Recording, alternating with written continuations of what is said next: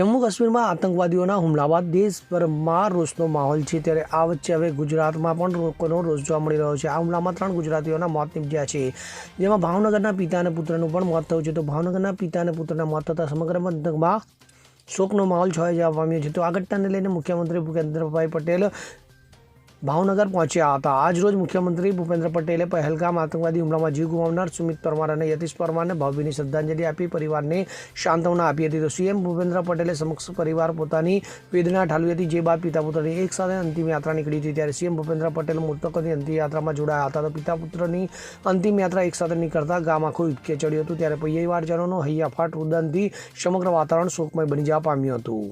Bureau report CN24 news.